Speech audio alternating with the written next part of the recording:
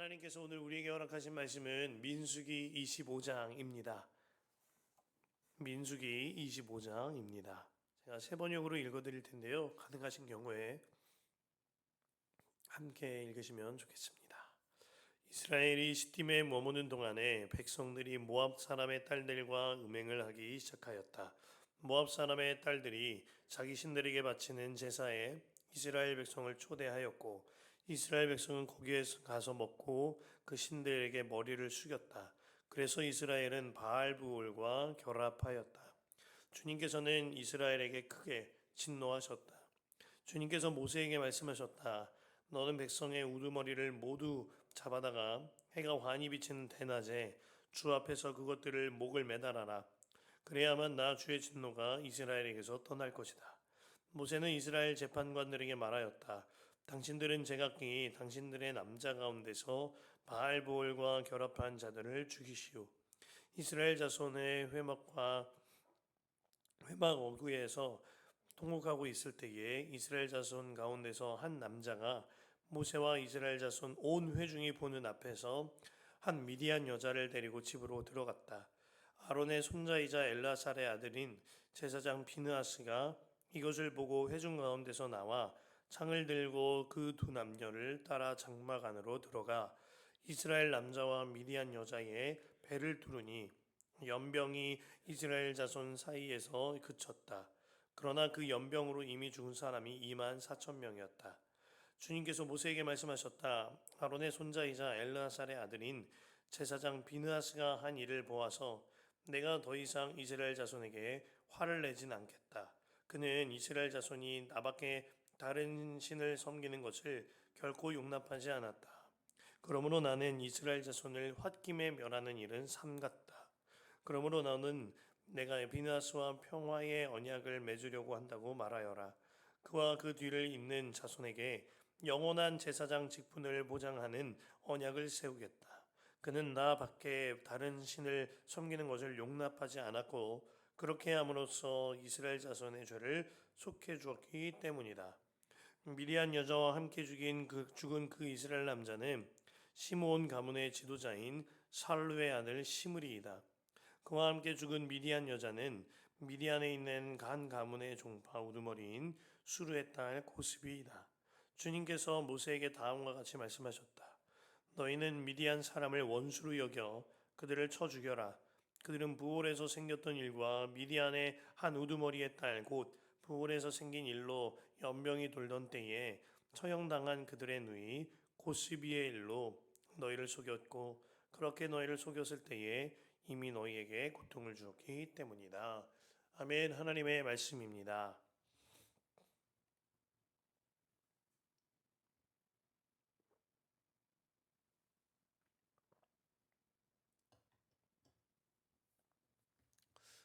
오늘은 화요 중보기도회가 있는 날입니다.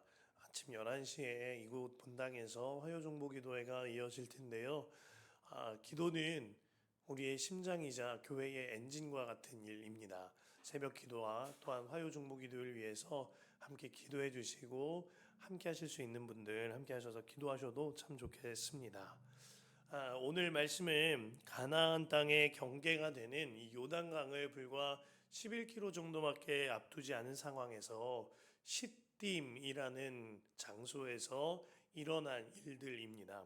이 시딤이란 에벨 시딤이라는 말의 줄임말로써요. 아카시아를 뜻하는데요. 가나안 입성을 앞두고 아카시아 나무 향기보다 더 향기로운 하나님의 향기와 기도의 향기가 뿜어져 나아가야 할 이때에 그것이 아니라 오늘 본문은 피비린내가 가득한 본문이 되어져 버렸습니다. 그 이유는 하나님의 백성들이 자신의 정욕대로 음행을 행하였기 때문입니다. 1절에서 3절 보면은요. 이스라엘이 시딤에 머무는 동안에 백성들이 모압 사람의 딸들과 음행을 하기 시작하였다. 모압 사람의 딸들이 자기 신들에게 바치는 제사에 이스라엘 백성을 초대하였고 그 이스라엘 백성은 거기에서 가서 먹고 그 신들에게 머리를 숙였다. 그래서 이스라엘은 바알보올과 결합하였다. 주님께서는 이스라엘에게 크게 진노하셨다. 이 일은 지난 3일 동안 우리가 보았던 부올의 아들 발람의 꾀에 의하여 이스라엘 민족이 무너진 일이었습니다. 부올의 아들 발람은 하나님의 지엄하신 명령 앞에서 발락 왕의 요청에도 불구하고 이스라엘을 저주할 수가 없었습니다. 하지만 악한 계책 한 가지를 모압 왕 발락에게 남겨두고 간 거예요. 그것은 이스라엘 백성들로 하여금 미디안 여성들, 모압의 여성들과 결합하게 하여서 그들로 바알브오를 섬기며 음행하게 하는 죄를 짓게 하여 스스로 하나님을 저버려서 저주를 받게 하라 하는 계책이었습니다. 여기서 부올 땅에서 섬기던 부올 바알에 관하여 잠시 나눌 필요가 있는데요. 부올 바알이란 부올 땅의 바알신이다라는 뜻입니다. 당시 바알신을 섬기는 제사는 아주 악하고 음란하였는데 바알의 신당마다 신녀라고 하는 창기와 같은 음란 행위하는 자들이 있었습니다. 그 여성들과 그리고 제사하러 온 자들이 함께 음란 행위를 행할 때 바알이 그것을 보고 성적으로 흥분을 느껴 이 땅을 풍요하게 만드는 행위를 한다라고 여겼던 악한 마음에서 비롯된 우상 숭배였습니다. 부올의 아들 발람은 이 제사와 동시에 행해지는 음행이 사람에게 얼마나 매혹적인지를 알았던 겁니다. 그리고 이스라엘이 이 유혹에 틀림없이 넘어갈 것이라 발람이 생각했던 거죠. 그래서 이스라엘 민족으로 하여금 바알브올의 창기와 같은 여사제들과 섞여 지낼 수 있도록 유혹하라라고 모압 왕 발락에게 계책을 남겨두고 떠난 겁니다. 그 구체적인 내용이 민수기 31장과 요한계시록 2장에 기록되어 있는데요. 31장 15절 이하에 보면 모세가 그들을 꾸짖었다. 어쩌자고 여자들을 모두 살려두었소. 이 일이 나중에 미디안을 전멸시킬 때 여자들을 살려두는 일이 있었던 겁니다. 이 여자들이야말로 부올에서의 그 사건 때에 발람의 말을 듣고 이스라엘 자손을 꾀어서 주님을 배신하게 하고 주님의 회중에 연병이 일어나게 한 바로 그 사람들이요 라고 말하였습니다. 요한계시록 2장 14절에 보면 그러나 나는 내게 몇 가지 나무랄 것이 있다. 버가모 교회를 나무라시는 것인데요. 너희 가운데는 발람의 가르침을 따르는 자들이 있다. 버가모 교회 안에 아주 심각한 음행이 있다는 겁니다. 발람은 발락을 시켜서 이스라엘 자손 앞에 올무를 놓게 하고 우상의 제물을 먹게 하고 음란한 일을 하게 한 자다. 악한 계책을 내었던 부올의 아들 발람은 훗날에 이스라엘의 칼에 죽게 됩니다. 하지만 그의 계책대로 이스라엘 민족은 바알브올을 섬기는 창기들과 섞여서 지내므로 음행을 행하여 하나님의 진노를 사게 된 겁니다. 이 장면을 보는데 하나님 편에서 마음이 너무나도 아팠습니다. 하나님의 마음과 이스라엘의 행실의 차이가 너무나도 컸기 때문입니다. 지난 22장에서 24장까지 사실 이스라엘 민족이 직접 등장하지 않았습니다. 하나님께서는 이스라엘 민족들이 보지 않는 곳에서도 알지 못하는 곳에서도 그들을 지키시고자 보호하시고자 사랑하시고 은혜를 베풀어 주셨는데 하나님의 사랑하는 마음과 달리 이스라엘은 자신의 정욕을 사랑하여 음행을 쫓아 행하고 있는 것입니다. 3절 말씀에 보면 이스라엘이 바알볼과 결합하였다, 곧 차마드하였다라고 하였는데요. 이 차마드라는 뜻은 멍에를 지우다, 예속시키게 만들다 하는 뜻입니다. 이스라엘이 바알 속으로 들어갔다는 거예요. 그로 말미암아 거머리보다 더 찐득찐득한 이 죄악의 멍에를 지게 되었다는 겁니다. 하나님께 구속되어져야 할 이스라엘이 바알에게 예속되어져서 끈적끈적한 죄의 멍에를 지게 된 겁니다. 사랑해야 할 분은 저버리고 저버려야 할 것을 사랑하게 되는 아주 말도 안 되는 일이 벌어진 거죠. 그 한 집사님이요, 음란 동영상에 중독되어 있었다고 합니다. 그런데 어느 날 가족들이 모두 자신을 두고 밖으로 나갈 일이 있어서 자신 혼자 또 집안에 남게 된 거예요. 그로 말미암아 PC를 켜고 음란한 영상을 틀었습니다. 그러던 중에 현관에서 예상보다 빨리 도착한 가족들의 인기척이 들리는 겁니다. 그리고 도어를 열고 비밀번호를 누르는 소리가 들렸습니다. 그런데 그 순간 이 집사님 마음에 너무나도 섬뜩한 마음이 드는 겁니다. 아, 왜 이렇게 벌써 와? 짜증나게 하는 마음이 드는 거예요. 그리고 그때 이 집사님께서 자신의 죄가 얼마나 무서운 것인지 깨닫게 되었노라고 나눠주셨습니다. 아, 내가 가장 사랑해야 할, 가장 사랑하는 가족들이 집에 들어오는 것이 짜증나고 싫어질 정도라면 이것은 정말 큰 문제가 아니겠는가? 그때 그가 이 일로 통하여서 가족들에게 자신의 죄를 고백하고 돌이킨 삶을 살게 되었노라 이야기하셨다는 겁니다. 내 마음속에 둥지를 튼 이 정욕의 죄가요, 사랑해야 할 대상을 바꿔치기 해버리는 겁니다. 내가 정말 사랑해야 할 하나님, 내가 정말 사랑해야 할 가정을 사랑하지 아니하고 내 육체의 정욕을 사랑하는 길로 이끌게 되는 겁니다. 그로 인하여서 가정이 깨지고 나의 삶이 깨져 버리는 거죠. 비단 음란물이나 음란의 문제만이 아닙니다.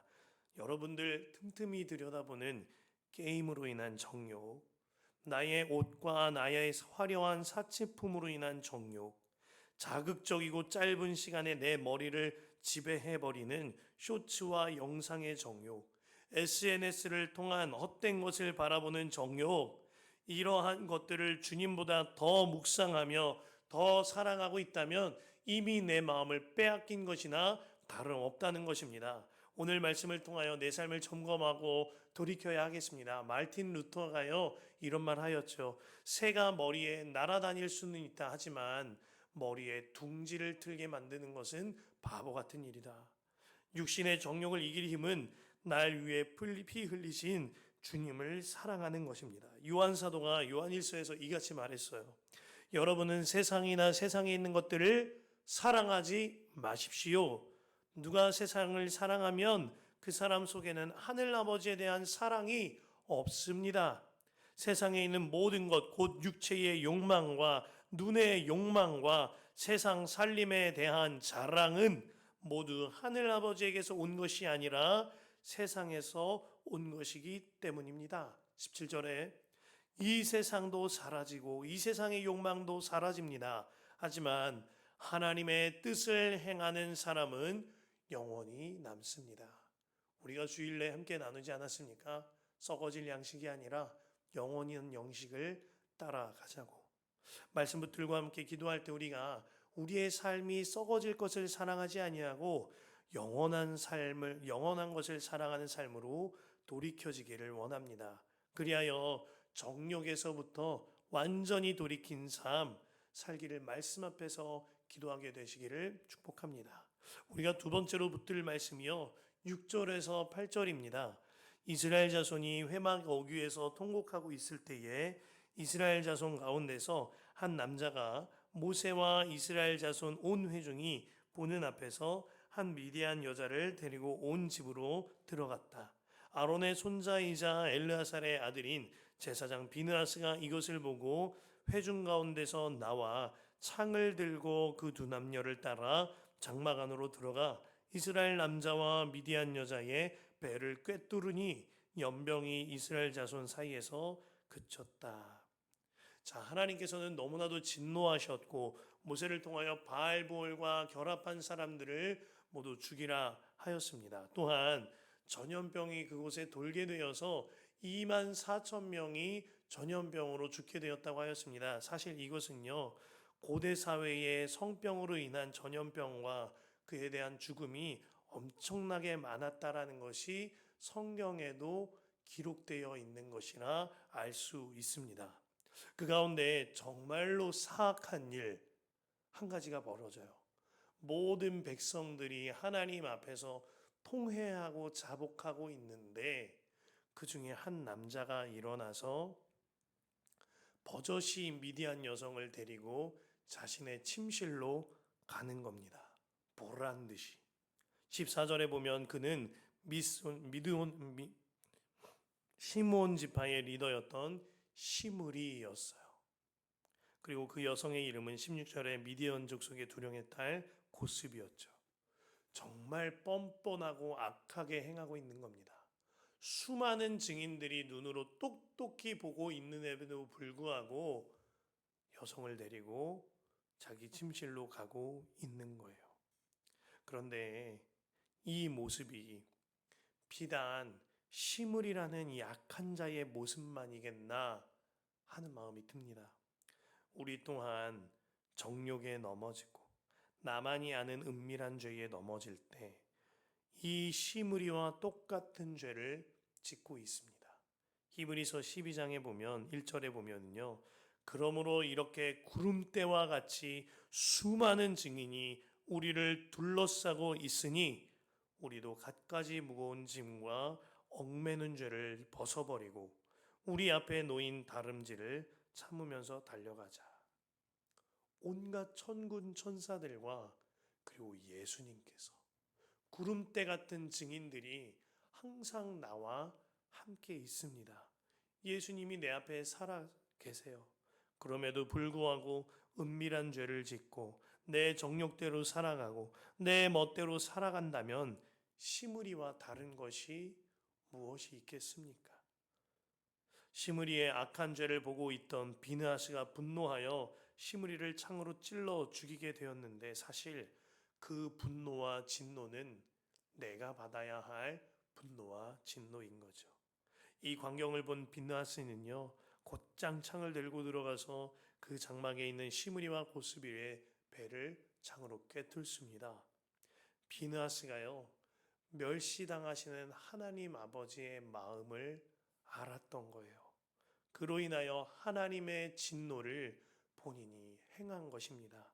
그래서 하나님께서 하나님의 마음을 알았던 비느하스에 관하여 이같이 말씀하신 거죠. 11절에 아론의 손자이자 엘라살의 아들인 제사장 비느하스가 한 일을 보아서 내가 더 이상 이스라엘 자손에게 화내지 않겠다.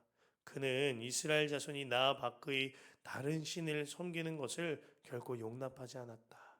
그러므로 나는 이스라엘 자손을 홧김에 멸하는 일은 삼갔다. 이 말씀을 개역개정 성경으로 보면 반복적으로 표현하는 원어적인 표현이 있습니다. 질투예요. 제사장 아론의 손자 엘라살의 아들 비느하스가 내 질투심으로 질투하여 이스라엘 장원 중에서 내 너를 돌이켜서 내 질투심으로 그들을 소멸하지 않게 하였도다. 여기서 질투에 쓰인 원어 카나 혹은 카니는요, 하나님의 질투하심과 열심, 열정을 동시에 가진 중의어입니다. 하나님께서는 열정적으로 이스라엘을 사랑했어요. 그러나 그들은 하나님 앞에서 다른 심과 음행하고 정욕을 사랑하는 악한 죄를 지었습니다. 그리고 이에 대하여서 비느하스가 하나님의 질투하심으로 그들을 처단해 낸 것입니다. 그로 말미암아 하나님은 비느하스를 귀히 여기시고 이스라엘 자손을 향한 화를 멈추신 거예요. 저는 이 장면을 보면서 비느하스를 통하여 우리 예수님을 묵상하게 됩니다. 사실 비느하스가 하나님의 마음을 알고 나서 그렇게 나서서 자신이 창을 들고 그 방 안에 들어가는 건 자신의 목숨도 걸어야 하는 일입니다. 그러나 그는 용감하게 하나님 마음을 대변한 거죠. 마치 다윗이 골리앗 앞에서 주 여호와의 이름으로 나아갔던 것처럼 그의 진노가 이와 비슷한 일이었던 겁니다. 그로 말미암아 비느하스는 악한 죄를 지은 자들을 죽이는 것으로 하나님과 백성들 사이를 중재하는 자가 된 거예요.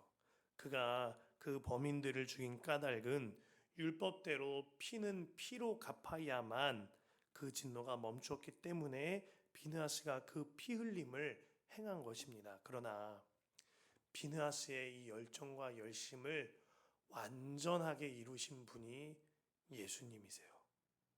예수님은 하나님 아버지의 아프신 마음을 누구보다 잘 아셨어요. 그로 말미암아 누군가에게 창을 던지는 것으로 하나님과 사람 사이를 중재하는 것이 아니라 자신이 직접 창에 찔리심으로 말미암아 하나님과 우리의 사이를 완전하게 중재시키신 것입니다. 비느하스는 창으로 완악한 시므리를 찔렀지만 예수님은 창으로 자신의 옆구리를 찔림 당하시사 완악한 나를 구원하여 주신 거죠. 그렇다면 이제 우리가 사랑해야 할 대상이 너무나도 정확하게 정해진 것 아니겠습니까?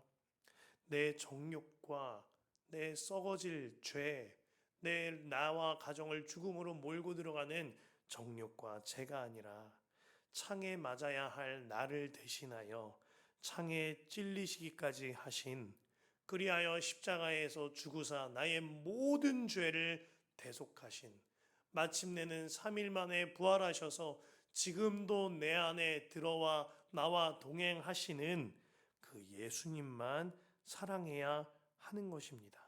이것이 우리가 정욕을 이겨내고 주 예수와 더욱더 친밀히 동행하게 되어지는 길인 거죠. 그 다니엘 김 선교사님의 한 신학생 시절의 이야기입니다. 그가 절친한 친구와 서로 이야기를 하는데 그 친구가 고민을 토로하더래요. 사랑하는 자매가 생겼고 그와 결혼할 마음까지 있는데 그와 동시에 자신의 삶 가운데에 은밀하고도 끊어지지 아니하는 정욕의 죄가 있다라는 겁니다. 그로 인하여서 본인도 너무너무 괴롭고 그 자매에게도 너무 미안하다라는 거예요. 그런데 이 죄를 끊으려고 수없이 시도해 보았지만 끊을래야 끊어지질 않더라는 것입니다. 그때 다니엘 김 선교사가 이런 조언을 해줍니다. 너 그 자매를 정말 사랑하니? 정말 사랑하지? 그럼 이제 그 약혼할 사람, 네가 결혼할 정도로 사랑하는 그 사람을 더 사랑하기에 힘써. 그 사람만 사랑해봐. 메시지를 보낼 때도 그 자매를 사랑하고, 걸을 때도 그 자매를 사랑하고, 언제든지 그 자매를 사랑해봐. 그게 해답이 될 거야. 네가 은밀한 죄를 이겨내려고 몸부림쳐봤자 그 죄만 더욱더 생각날 뿐이야. 오히려 그 자매를 더욱더 사랑하면 그 죄는 자연스럽게 멀어질 거야. 이런 솔루션을 줬다는 겁니다. 그 이후에 친구와 헤어지고 수개월이 지난 뒤에 우연치 않게 그 친구를 만납니다. 그리고 선교사님이 물어봅니다. 어때? 그때 그 일 잘 해결되었어? 라고 물어보자 그 친구가 답하죠. 뭐 말이야? 뭘 말하는 거지? 선교사님이 자초지정을 하나하나 이야기하자 친구가 너무나 깜짝 놀랍니다. 아, 맞다. 그런 일이 있었지. 나 완전히 잊고 있었어. 그러한 죄는 이제 기억도 나지 않아. 나는 그 죄와 결별한 지 이미 오래된 것 같아. 이제 나는 내가 사랑하는 그 자매만을 사랑해. 곧 결혼을 앞두고 있어. 사랑하는 성도 여러분, 우리의 육신의 정욕을 이기는 힘이 이와 같은 거예요. 내 주 대신 나를 위하여 모든 보혈을 흘리신 십자가 지신 그 예수 그리스도만 더욱더 사랑하는 것입니다. 길을 걸으면서도 그분을 묵상하고 사랑하는 거예요. 설거지를 하면서도 업무를 볼 때에도 그분을 묵상하고 그분을 사랑하는 겁니다. 길을 걸으면서도 스마트폰으로 쇼츠나 다른 것을 보는 것이 아니라 설교를 듣고 묵상을 듣고 성경을 펴보며 하나님 감사합니다 사랑 고백하는 겁니다. 설거지를 하고 집안일을 하면서도 앞에다가 설교 영상을 틀어두고 주님의 말씀을 틀어두며 찬양을 틀어두며 주님 사랑합니다, 주님 보고 싶습니다 말하는 거예요. 그때에 나의 육신의 정욕은 멀리 사라지고 주를 사랑하는 마음이 더욱더 자리하게 될 줄로 믿습니다.